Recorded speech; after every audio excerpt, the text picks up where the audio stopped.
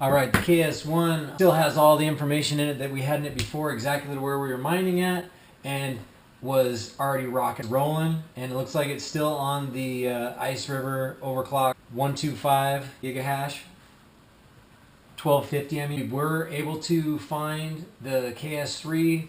It was at a different IP, and we were into the dashboard.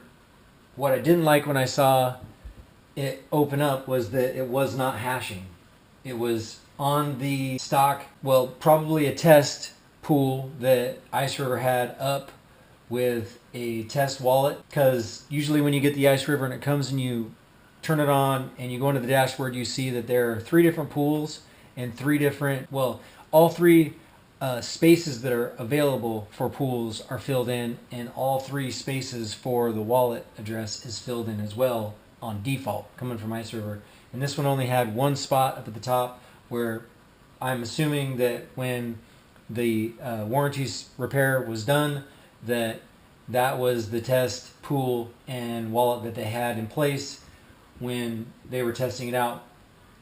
But again, I did not see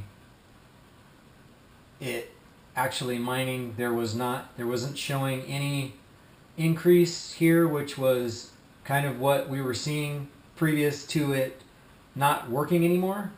Was that it was saying yes, pool state connected, but no hash, and the hash is showing as abnormal. So that's not good. I'm gonna check Unmineable since I have all the information put in to see if it's showing up, because I've had sometimes where the miner, if it's been overclocked or whatnot, that it can not show the hash rate. But I'm not sure if this is running an overclock or if it's running the factory settings. I would assume it's running the factory settings coming from the repair technician. So, but I'm going to take a little bit further looking. So I see the KS1 is up and hashing just like it shows in the dashboard. Fortunately, the KS3 is not hashing, so not sure why it's not hashing. This is the same thing it was doing before, so I'm upset about that. It's good that the dashboard's coming up and the power's coming on, but it was doing that before it wasn't doing it any longer. So I just feel a little defeated about that, because here we are a month later after buying it and not hashing still, sending it into warranty, getting it back from warranty, and it's still not hashing. So I'm gonna try and do a few things, do like a restore factory settings and see if that helps. It should be already at factory settings coming from warranty. We'll go from there. All right, I gave it a factory reset. It's been 15 minutes and still no hashing. It says it's connected to the pool, but it's not getting any difficulty. It's not getting any acceptance. It's not doing any hashing.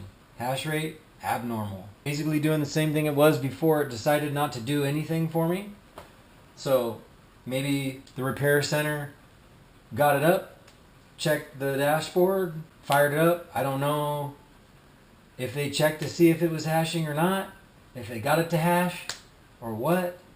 But here we are a month later after buying it, sending it to repair, getting it back after spending $300 to send it in to have it repaired for shipping. We'll see. I already sent an email for correspondence. You need to send me a new machine is what I'm thinking, because this must be a lemon. So I don't know how they go about doing that. Something's got to happen here. It's your boy Says, you know what it is. Oh my gosh, the last 24 hours have been a roller coaster ride, you guys. Can't believe it. We couldn't get the KS3 going, doing everything. I sent word to Ice River. Support was like, oh, it sounds like a network interference. And that was about it. Not really any information on that. Didn't see anything online. Okay, so we're going to get into this a little bit so we can get a little bit more knowledge out there, okay? And I got to go do a big shout out to PB Farmer on Kaspa Reddit. Bro, you popped in, you dropped knowledge right when I needed it. And I'm telling y'all, I racked my brain on it for a little bit, reading it and looking at the information that I had on my router and just kind of put things together. Sometimes the information isn't exact, but you need to kind of just put the pieces together and just vaguely walk through it until you win. Okay, so what happened? Ice River, they said that. I said, look, I've tried to hook it up to different pools. They said to try and hook it up to a different pool. Nothing was working for me, guys. The bottom line is that a situation like this can occur. Your machine will not be able to access the network. I don't know why this is the case. None of my machines, I've had a problem with this. I've always just plugged them in and they just rocked, and then I just changed the address of the pool that I want them in and put the wallet in and boom, I'm off and I'm running. In this particular situation, I needed to go a step further, and luckily, like I said, PB Farmer, shout out to you, gave me the intel that you need to go into your router. And for me, it was like a whole nother ride, because I hadn't gone into my router in so long that I had to reset the damn thing. We're talking, dude, I was like, oh no, I thought I freaking messed up my router.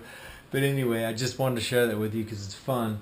You go into your DHP, your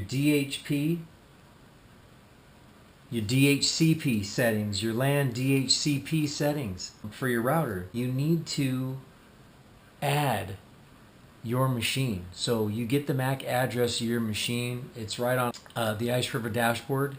You can go to the IP settings and you can see your MAC address right at the top. You place that in to the IP apply, and then it's going to ask you for your IP host. So I used Angry IP. You get your IP for the machine, you put your IP in too, and then you can name it.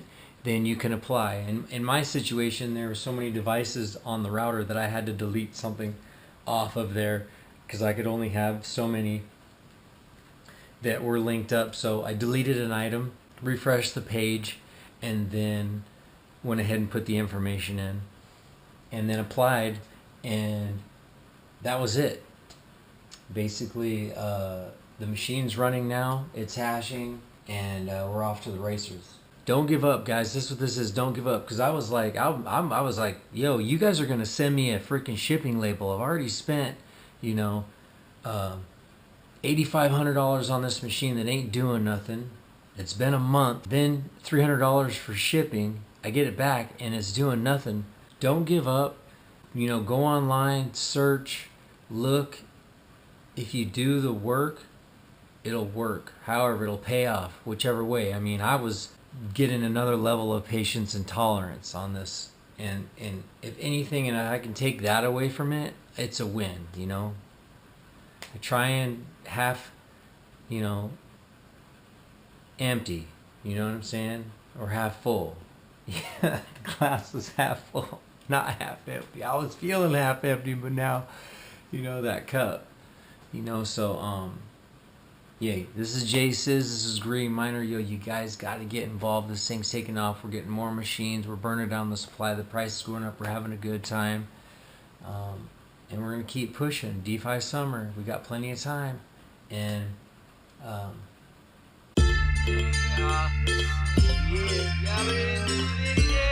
Coming on that Bonnie.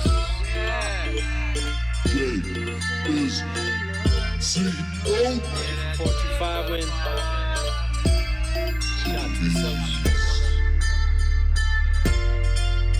Bitty bitty beast.